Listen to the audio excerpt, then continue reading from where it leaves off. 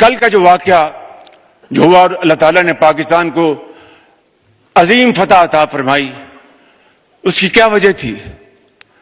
उसकी वजह थी कि इंतहाई आला पाए की तैयारी, प्रोफेशनलिज्म, जज्बा कुर्बानी, हुब्बुल वतनी, उस जज्बे से सरशार बरी फौज, बहरी फौज, हवाई फौज के सफा सलार अफसर सिपाही यकजां दो कालिब थे। दिन रात मुशावरत की उन्होंने और प्लानिंग की। मैं तफसील में नहीं जान चाहता। ये 5 जहाज जो ऊंधे मुंह गिराए हमारे शाहीनों ने, ये 5 के बजाय शायद 10 हो जाते, लेकिन एहतियात से काम लिया हमारे हवाबाजों ने, हमारे शाहीनों ने। मैं हिंदुस्तान ने पूरी तैयारी के साथ, और कोई उनके ऑल टोल्ड 80 जहाज इस हमले में शरीक थे, और उन्होंने पाकिस्तान में 6 जगहों पर, 6 शहरों पर हमला किया। पाकिस्तान के उकाब मुकम्मल तौर पर तैयारी में थे और हमारे जहाजों ने पाकिस्तान की सरहदों को अबूर नहीं किया। जनाब स्पीकर, जो ही हिंदुस्तान के जहाजों ने पेलोड उन्होंने रिलीज किया, हमारे उकाब झपटे और आनन फानन 5 जहाज, जिनमें 3 राफेल हैं, उनको मार कराया और उनको ऊंधे मुंह वो कश्मीर पर जाकर गिरे, बठिंडा में जाके गिरे। मैं बैरिस्टर साहब की खिदमत में अर्ज करूंगा, आप सबकी खिदमत में, कि एक ही सफ में खड़े हो गए। यूं महमूद व अयाज, ना कोई बंदा रहा, ना कोई बंदा नवाज। आपका बहुत शुक्रिया। खवातीन और मर्द भी शामिल हैं। मैं आपकी खिदमत में गुजारिश करूंगा कि उन शोहदा के दर्जात अल्लाह ताला उनको बुलंद फरमाए, उनको जन्नतुल फिरदौस में जगह अता फरमाए। उनके हक में दुआ के लिए मैं अर्ज करूंगा। एहसन इकबाल साहब।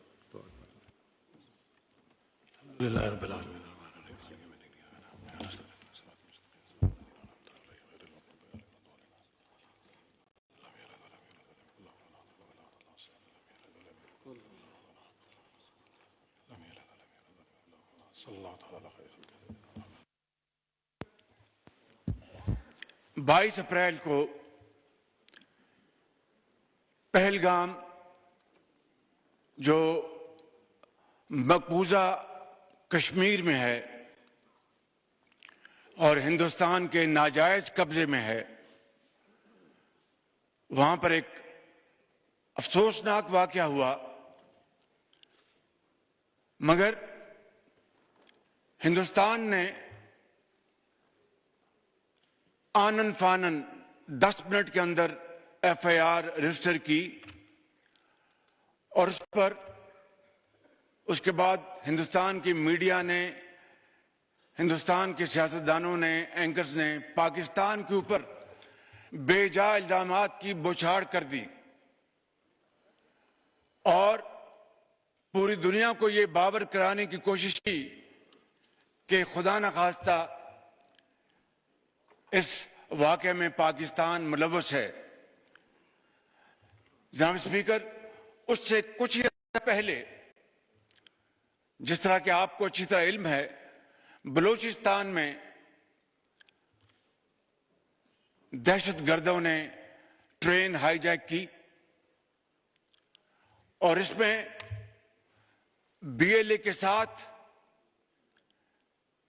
TTP और उनके बैकर्स, हमायती हिंदुस्तान के साथ ताने बाने मिलते थे, जिसका नाकाबिले तरदीद सबूत हमारे पास मौजूद है। जनाब स्पीकर, दर्जनों लोग शहीद हुए, बेगुनाह लोग शहीद हुए, और फिर आपने देखा कि हमारे फौज के SSG यूनिट ने कमाल महारत से उन मासूम पाकिस्तानियों को उनकी जानें बचाईं और उनको महफूज मुकाम तक पहुंचाया। कुछ लोग जख्मी भी हुए, लेकिन जनाब स्पीकर, हिंदुस्तान को इस वाक़े की मजम्मत की तौफीक तो ना हुई। उन्होंने जिस तरीके से संगदिली के साथ इस वाक़े का मजाक उड़ाया, वो तारीख में हमेशा बदतरीन अल्फाज में याद रखा जाएगा। जनाब स्पीकर, इसके बाद जनाब स्पीकर, मेरी दुनिया के मुख्तलिफ ममालिक के सरबराहान से उनके अहम ओहदों पर फाइज लोगों के साथ डिप्टी प्राइम मिनिस्टर की इनकी गुफ्तगू हुई। खुद मैं तुर्की गया था और उसी दिन it was a share coincidence कि उसी दिन यहां पर ये जो वाकया हुआ पहलगाम में, उसकी हमें इतला अनकरा में मिली। हमारे बड़ी फौज के सिपा सलार जनरल सईद आसिफ मुनीर की उनके बरतानिया के जो हेड हैं फौज के, उनसे मुलाकात हुई और दूसरे ममालिक के साथ, और मैंने काकूल में वाशगाफ अल्फाज में कहा कि पाकिस्तान का इस वाक़े के साथ दूर दूर तक कोई ताल्लुक नहीं है, और अगर किसी को शक है तो मैंने कहा कि हम एक इंटरनेशनल कमीशन बनाने की ऑफर करते हैं जो कि इंतहाई शफाफ तरीके से, इंतहाई क्रेडिबल तरीके से इस वाक़े की तहकीक करे। पाकिस्तान इस कमीशन के साथ पूरी तरह ताउन करेगा और फिर दूध का दूध और पानी का पानी होगा। लेकिन जनाब स्पीकर, कल तक हिंदुस्तान ने हमारी इस ऑफर को कबूल नहीं किया, बल्कि एक ऐसा दोस्त मुल्क जिसने इस पेशकश की भरपूर तायीद की, उसको हिंदुस्तान ने उनके सफीर को बुलाकर डिमाश किया। जनाब स्पीकर, इन हालात में ये जो पिछले दिन गुजरे हैं, हर रोज इतला मिलती थी कि आज हिंदुस्तान के जहाज आएंगे और वो पाकिस्तान पर हमलावर होंगे। मैं आपको अल्लाह ताला के फजल करम से और दिल की अथाह गहराइयों से आपको और आपकी तोसर से पूरे इस मौजूद ऐवान को और पाकिस्तान के 24 करोड़ अवाम को मुबारकबाद पेश करना चाहता हूं कि हमारी अफवाज पाकिस्तान 24 घंटे तैयार थी कि कब दुश्मन के जहाज उड़े, कब उनको हम उठा के समंदर में फेंक दें।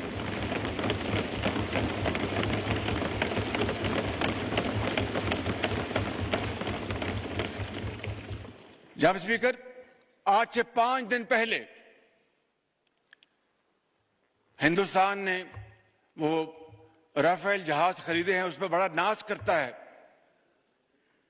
लेकिन जनाब स्पीकर, नाज नहीं किया जाता।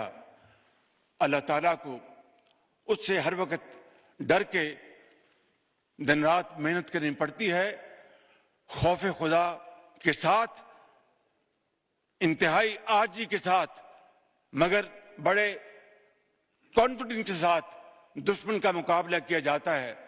आज से चंद दिन पहले उनके राफेल जहाज कॉम्बैट फॉर्म में उड़े वहां से। हमारी अफवाज एयरफोर्स हम वक्त तैयार थी, जो ही वहां से उड़े।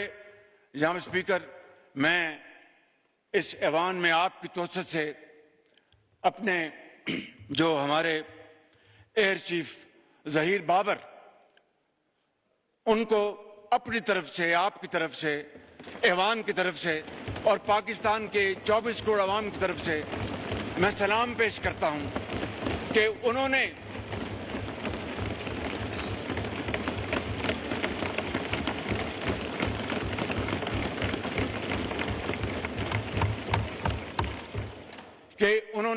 और उनके उकाबों ने उन्होंने हिंदुस्तान के इन जहाज़ों कि जो कम्युनिकेशन लॉक कर दी और उनको समझ नहीं आई कि ये क्या हुआ हमारे साथ, और वो देखते देखते फौरन वापस पलटे और जाकर श्रीनगर में लैंड किया।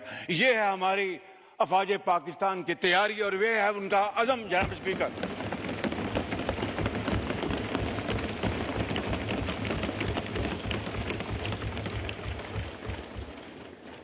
कल रात को, और ये नहीं कि हमें खबरें नहीं मिल रही थी, लम्हा भर लम्हा खबरें मिल रही थी कि हिंदुस्तान के क्या उनके मज़मूम अज़ाइम हैं और क्या उनके नापाक प्लान्स हैं। कल रात को जनाब स्पीकर, हिंदुस्तान ने पूरी तैयारी के साथ, और कोई उनके ऑल टोल्ड 80 जहाज इस हमले में शरीक थे, और उन्होंने पाकिस्तान में 6 जगहों पर, 6 शहरों पर हमला किया, जिसमें आजाद कश्मीर के 2 इलाके, जिसमें भावलपुर, जिसमें शेखुपुरा, जिसमें सियालकोट। इन इलाकों पर जनाब स्पीकर जी, शकरगढ़ जी, उसमें शकरगढ़, इन इलाकों में जनाब स्पीकर हिंदुस्तान के तैयारों ने हमला किया और पाकिस्तान के उकाब मुकम्मल तौर पर तैयारी में थे, और हमारे जहाजों ने पाकिस्तान की सरहदों को अबूर नहीं किया। जनाब स्पीकर, जो ही हिंदुस्तान के जहाजों ने पेलोड उन्होंने रिलीज किया, हमारे उकाब झपटे और आनन फानन 5 जहाज, जिनमें 3 राफेल, उनको मार कराया और उनको ऊंधे मुंह वो कश्मीर पर जाकर गिरे, बठिंडा में जाके गिरे।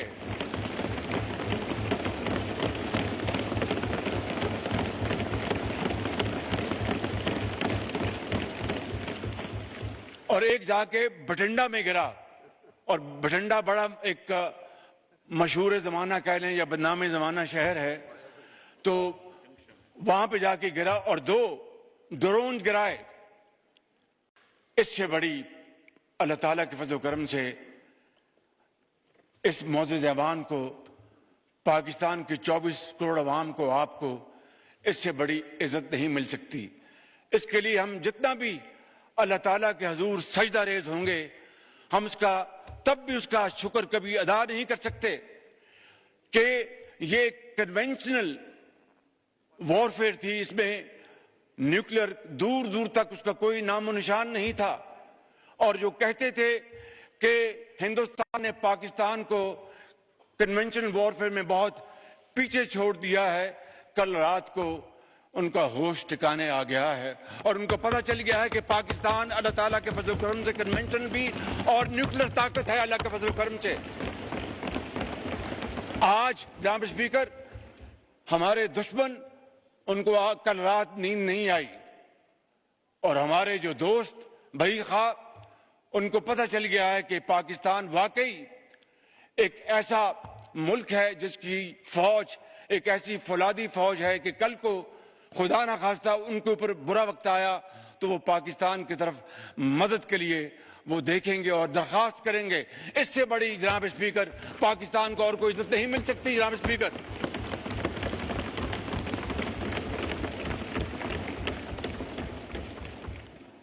जनाब स्पीकर,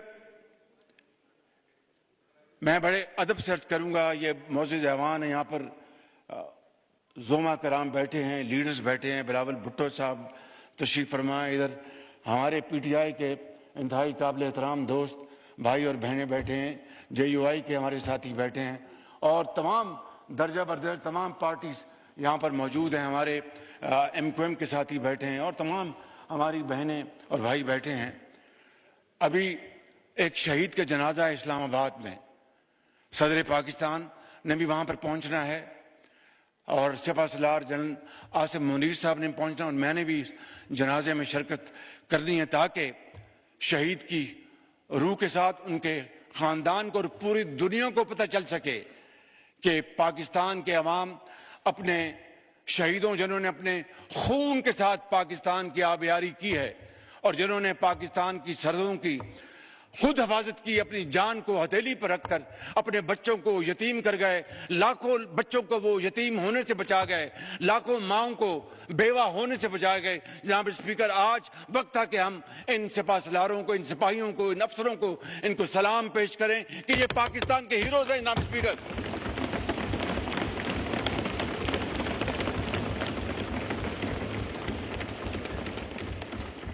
जनाब स्पीकर, मैं वक्त की किल्लत की वजह से मैं फिर इंशाअल्लाह बात करूं, लेकिन एक बात मुझे कहनी है आपकी तोसत से इस मौजूद जवान की खिदमत में। ये कल का जो वाकया जो हुआ, अल्लाह ताला ने पाकिस्तान को अजीम फतह अता फरमाई, उसकी क्या वजह थी? उसकी वजह थी कि इंतहाई आला पाई की तैयारी, प्रोफेशनलिज्म, जज्बा कुर्बानी, हुबुल वतनी, उस जज्बे से सरशार बरी फौज, बहरी फौज, हवाई फौज के सिपा सलार, अफसर सिपाही यकजां दो कालिब थे। दिन रात मुशावरत की उन्होंने और प्लानिंग की।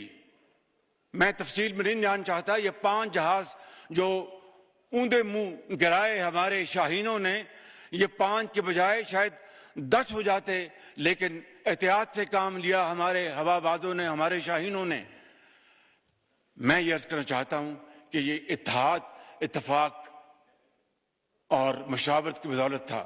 मैं बड़े अदब से आज यहां पर अपने इस मौजूद ऐवान के तमाम भाइयों और बहनों से, बशमूल पीटीआई के भाइयों और बहनों से मुल्तमिस हूं कि आए आज के दिन इकट्ठे हो जाएं और पाकिस्तान को इकट्ठे होकर बनाएं, पाकिस्तान को अजीम बनाएं।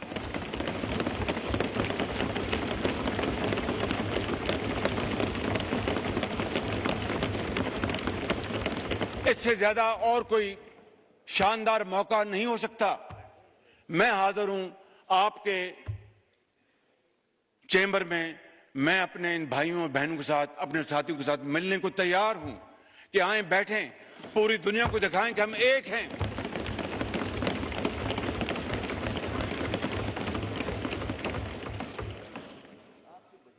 जनाब स्पीकर, यही वाहिद तरीका है, यही वाहिद रास्ता है पाकिस्तान को एक अजीम कौम बनाने का। माजी में झांकना चाहिए सबक हासिल करने के लिए, मगर एक दूसरे के ऊपर कीचड़ उछालने के लिए नहीं। मैं समझता हूं कि आज ये अल्लाह ताला ने इस कौम को ये दोबारा मौका दिया है।